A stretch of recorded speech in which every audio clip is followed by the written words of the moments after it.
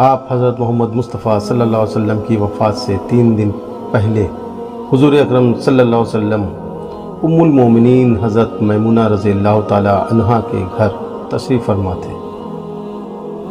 آپ صلی اللہ علیہ وسلم نے ارشاد فرمایا، میری بیویوں کو بلائیں۔ سبھی ازواج مطہرات آپ کی خدمت میں حاضر ہو گئیں تو حضور صلی اللہ تعالی علیہ وسلم نے دریافت فرمایا، کیا آپ سب مجھے اجازت دیتی ہو کہ میں بیماری کے دن میں عائشہ کے گھر گزار لوں؟ سبھی ازواج مطہرات نے کہا کہ اے اللہ کے رسول صلی اللہ علیہ وسلم، آپ کو اجازت ہے۔ پھر آپ صلی اللہ علیہ وسلم اٹھنا چاہے لیکن اٹھ نہ پائے تو حضرت علی ابن ابی طالب اور حضرت فضل بن عباس رضی اللہ تعالی عنہ آگے بڑھے اور نبی اکرم صلی اللہ تعالی علیہ وسلم کو سہارے سے اٹھا کر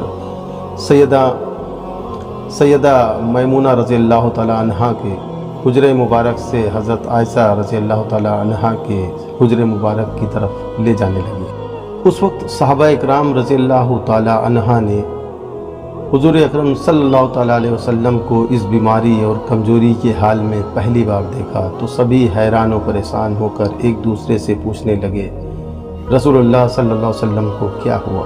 رسول اللہ صلی اللہ علیہ وسلم کو آخر کیا ہوا؟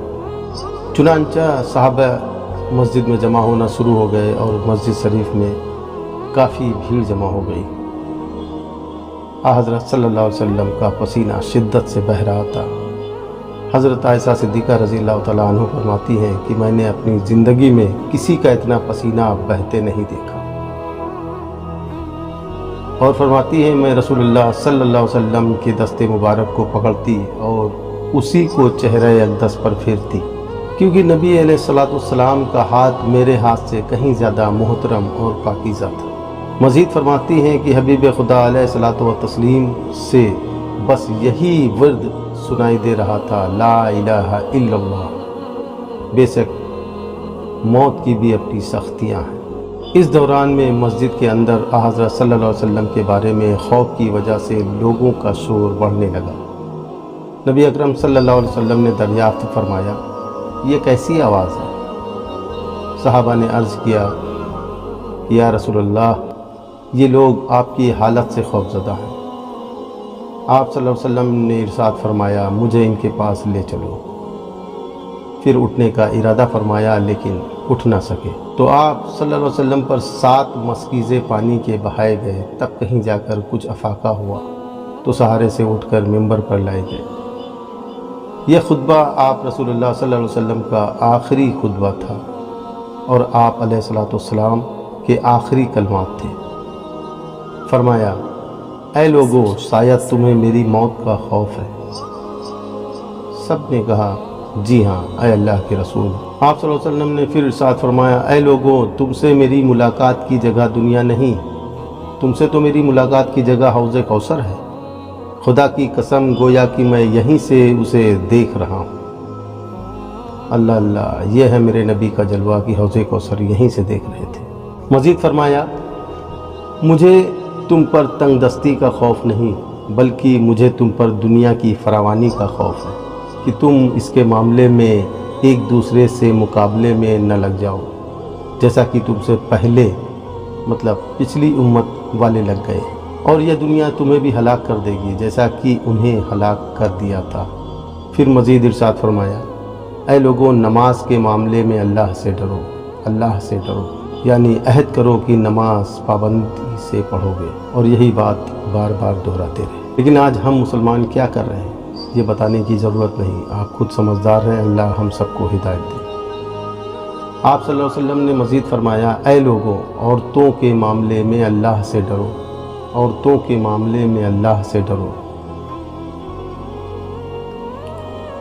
میں تمہیں عورتوں سے نیک سلوک کی وصیت کرتا ہوں۔ پھر مزید فرمایا، اے لوگوں، ایک بندے کو اللہ نے اختیار دیا کہ دنیا کو چن لے یا اسے چن لے جو اللہ کے پاس ہے، تو اس نے اسے پسند کیا جو اللہ کے پاس ہے۔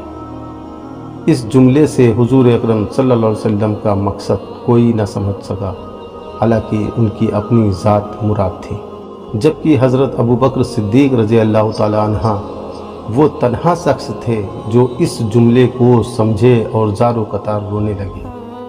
اور بلند آواز سے گریا کرتے ہوئے اٹھ کھڑے ہوئے اور نبی علیہ الصلوۃ والسلام کی بات قطع کر کے پکارنے لگے، ہمارے باپ دادا آپ پر قربان، ہماری مائیں آپ پر قربان، ہمارے بچے آپ پر قربان، یا رسول اللہ ہمارے مال و دولت آپ پر قربان، روتے جاتے اور یہی الفاظ کہتے جاتے۔ صحابہ اکرام رضی اللہ تعالیٰ عنہم کو یہ بات ناگوار گزری کہ حضرت ابو بکر صدیق رضی اللہ تعالیٰ عنہ کی طرف ناگواری نگاہ سے دیکھنے لگے کہ انہوں نے نبی علیہ السلام کی بات کیسے قطع کر دی۔ اس بات پر نبی اکرم صلی اللہ علیہ وسلم نے حضرت ابو بکر صدیق رضی اللہ تعالیٰ عنہ کا دفاع ان الفاظ میں فرمایا، اے لوگو، ابو بکر کو چھوڑ دو کہ تم میں سے ایسا کوئی نہیں جس نے ہمارے ساتھ کوئی بھلائی کی ہو اور ہم نے اس کا بدلہ نہ دیا ہو، سوائے ابو بکر کے کہ اس کا بدلہ میں نہ دے سکا، اس کا بدلہ میں نے اللہ تعالیٰ پر چھوڑ دیا ہے۔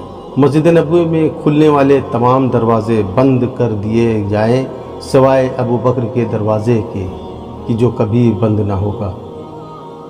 آخر میں اپنی وفات سے قبل مسلمانوں کے لیے آخری دعا کے طور پر ارشاد فرمایا، اللہ تمہیں ٹھکانہ دے، تمہاری حفاظت فرمائے، تمہاری مدد کرے، تمہاری تائید کرے۔ اور آخری بات جو ممبر سے اترنے سے پہلے امت کو مخاطب کرتے ہوئے ارشاد فرمایا وہ یہ تھی، اے لوگو، قیامت تک آنے والے میرے ہر ایک امتی کو میرا سلام پہنچا دینا۔ پھر حضرت صلی اللہ علیہ وسلم کو دوبارہ سہارے سے اٹھا کر گھر لے جایا گیا۔ اسی دوران حضرت عبد الرحمن بن ابی بکر رضی اللہ تعالیٰ عنہ خدمت اقدس میں حاضر ہوئے اور ان کے ہاتھ میں مسواک تھا۔ نبی اکرم صلی اللہ علیہ وسلم مسواک کو دیکھنے لگے، لیکن شدت مرض کی وجہ سے طلب نہ کر پائے۔ چنانچہ حضرت سیدہ عائشہ صدیقہ رضی اللہ تعالیٰ عنہ حضور اکرم صلی اللہ علیہ وسلم کے دیکھنے سے سمجھ گئیں اور انہیں حضرت عبد الرحمن رضی اللہ تعالیٰ عنہ سے مسواک لی اور نبی کریم صلی اللہ علیہ وسلم کے دہنے مبارک میں رکھ دی، لیکن حضور صلی اللہ علیہ وسلم اسے استعمال نہ کر پائے تو حضرت سیدہ عائشہ صدیقہ رضی اللہ تعالیٰ عنہ نے حضور اکرم صلی اللہ علیہ وسلم سے مسواک لے کر اپنے منہ مبارک سے نرم کی، پھر حضور صلی اللہ تعالیٰ علیہ وسلم کو لوٹا دیے تاکہ دہن مبارک اس سے تر رہے۔ حضرت عائشہ صدیقہ رضی اللہ تعالیٰ عنہ فرماتی ہیں، آخری چیز جو نبی کریم صلی اللہ تعالیٰ علیہ وسلم کے پیٹ میں گئی وہ میرا لعاب تھا، اور یہ اللہ تبارک و تعالیٰ کا مجھ پر فضل ہے کہ اس نے وصال سے قبل میرا اور نبی کریم صلی اللہ علیہ وسلم کا لعاب دہن یکجا کر دیا۔ ام المومنین حضرت عائشہ صدیقہ رضی اللہ تعالیٰ عنہ مزید ارشاد فرماتی ہیں، پھر آپ صلی اللہ علیہ وسلم کی بیٹی حضرت فاطمہ رضی اللہ تعالیٰ عنہ تشریف لائیں اور آتے ہی رو پڑیں کہ نبی اکرم صلی اللہ علیہ وسلم اٹھ نہ سکے، کیونکہ نبی کریم صلی اللہ علیہ وسلم کا معمول تھا کہ جب بیٹی فاطمہ رضی اللہ تعالیٰ عنہ تشریف لاتی تو آپ ان کے ماتھے پر بوسہ دیتے تھے۔ حضور صلی اللہ علیہ وسلم نے فرمایا، اے فاطمہ قریب آ جاؤ۔ پھر حضور صلی اللہ علیہ وسلم نے ان کے کان میں کوئی بات کہی تو حضرت فاطمہ رضی اللہ تعالیٰ عنہ اور زیادہ رونے لگی۔ انہیں اس طرح روتا دیکھ کر حضور صلی اللہ علیہ وسلم نے پھر فرمایا، اے فاطمہ اور قریب آؤ۔ دوبارہ ان کے کان میں کوئی بات ارشاد فرمائی تو وہ خوش ہونے لگی۔ حضور صلی اللہ علیہ وسلم کے وصال کے بعد میں نے سیدہ فاطمہ رضی اللہ تعالیٰ عنہ سے پوچھا تھا کہ وہ کون سی بات تھی جس پر تم روئیں اور پھر خوشی کا اظہار کیا تھا۔ سیدہ فاطمہ رضی اللہ تعالیٰ عنہ کہنے لگی کہ پہلی بار جب میں قریب ہوئی تو فرمایا، فاطمہ میں آج رات اس دنیا سے کوچ کرنے والا ہوں، جس پر میں رو پڑی۔ جب انہوں نے مجھے بے تحاشا روتا دیکھا تو فرمانے لگے، فاطمہ میرے اہل خانہ میں سب سے پہلے تم مجھ سے آ کر ملو گی، جس پر میں خوش ہو گئی۔ حضرت سیدہ عائشہ صدیقہ رضی اللہ تعالیٰ عنہ فرماتی ہے، پھر حضرت صلی اللہ علیہ وسلم نے سب کو گھر سے باہر جانے کا حکم دے کر مجھے فرمایا، عائشہ میرے قریب آ جاؤ۔ حضرت صلی اللہ علیہ وسلم نے اپنی جوزہ مطہرہ کے سینے پر ٹیک لگائی اور ہاتھ آسمان کی طرف بلند کر کے فرمانے لگے، مجھے وہ اعلیٰ و عمدہ رفاقت پسند ہے، میں اللہ کے انبیاء، صدیقین، شہداء اور صالحین کی رفاقت کو اختیار کرتا ہوں۔ حضرت عائشہ صدیقہ رضی اللہ تعالیٰ عنہ فرماتی ہے میں سمجھ گئی کہ انہوں نے آخرت کو چن لی۔ حضرت جبریل علیہ السلام خدمت اقدس میں حاضر ہو کر فرمایا یا رسول اللہ، ملک الموت دروازے پر کھڑے صرف باریابی چاہتے، آپ سے پہلے انہوں نے کسی سے اجازت نہیں مانگی۔ اللہ اللہ، یہ ہے میرے نبی کا جلوہ۔ آپ علیہ السلام نے فرمایا جبریل انہیں آنے دو۔ ملک الموت نبی کریم صلی اللہ علیہ وسلم کے گھر میں داخل ہوئے اور کہا السلام علیکہ یا رسول اللہ، اے اللہ کے رسول، مجھے اللہ نے آپ کی چاہت جاننے کے لیے بھیجا ہے کہ آپ دنیا میں ہی رہنا چاہتے ہیں یا اللہ سبحانہ وتعالیٰ کے پاس جانا پسند کریں گے۔ تبھی آپ صلی اللہ علیہ وسلم نے فرمایا مجھے اعلیٰ و عمدہ رفاقت پسند ہے، مجھے اعلیٰ و عمدہ رفاقت پسند ہے۔ ملک الموت حضرت صلی اللہ علیہ وسلم کے سرہانے کھڑے ہوئے اور کہنے لگے اے پاکیزہ روح، اے محمد بن عبداللہ کی روح، اللہ کی رضا و خوشنودی کی طرف روانہ ہو، راضی ہو جانے والے پروردگار کی طرف جو غضبناک نہیں۔ حضرت عائشہ صدیقہ رضی اللہ تعالیٰ عنہ فرماتی ہیں پھر نبی کریم صلی اللہ علیہ وسلم کے ہاتھ نیچے آ رہے تھے اور سر مبارک میرے سینے پر بھاری ہونے لگا۔ میں سمجھ گئی کہ حضرت صلی اللہ علیہ وسلم کا وصال ہو گیا۔ مجھے اور تو کچھ سمجھ نہیں آیا، سو میں اپنے حجرے سے نکلی اور مسجد کی طرف کا دروازہ کھول کر کہا رسول اللہ صلی اللہ علیہ وسلم کا وصال ہو گیا، رسول اللہ صلی اللہ علیہ وسلم کا وصال ہو گیا۔ مسجد آہوں اور نالوں سے گونجنے لگی۔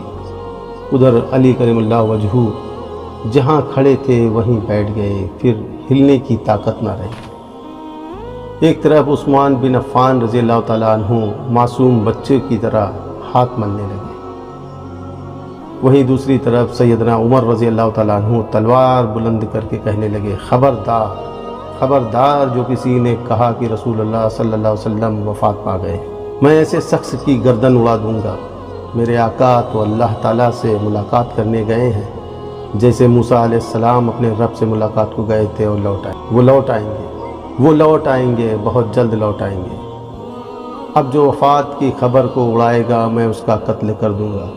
اس موقع پر سب سے زیادہ ضبط، برداشت اور صبر کرنے والے شخصیت حضرت سیدنا ابو بکر صدیق رضی اللہ تعالیٰ عنہ کی تھی۔ آپ حجرہ نبوی میں داخل ہوئے، رحمت عالم صلی اللہ تعالیٰ علیہ وسلم کے سینے مبارک پر سر رکھا اور رو دیے۔ روتے روتے کہہ رہے تھے واہ خلیلہ، واہ صفیہ، واہ حبیبہ، واہ نبیہ، ہائے میرے پیارے دوست، ہائے میرے مخلص ساتھی، ہائے میرے محبوب، ہائے میرے نبی۔ پھر حضرت صلی اللہ علیہ وسلم کے ماتھے پر بوسہ دیا اور کہا یا رسول اللہ، آپ پاکیزہ جیے اور پاکیزہ ہی دنیا سے رخصت ہو گئے۔ سیدنا ابو بکر صدیق رضی اللہ تعالیٰ عنہ باہر آئے اور خطبہ دیا، حضرت صلی اللہ علیہ وسلم کا وصال ہو گیا ہے، اور جو اللہ کی عبادت کرتا ہے وہ جان لے کہ اللہ تعالیٰ ثانیہ کی ذات ہمیشہ زندگی والے ہے جسے موت نہیں۔ سیدنا عمر رضی اللہ تعالیٰ عنہ کے ہاتھ سے تلوار گر گئی۔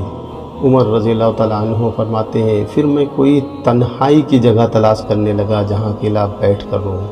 حضرت صلی اللہ علیہ وسلم کی تدفین کر دی گئی۔ سیدنا فاطمہ رضی اللہ تعالیٰ عنہ فرماتی ہے تم نے کیسے گوارا کر لیا کہ نبی علیہ السلام کے چہرے انور پر مٹی ڈالی؟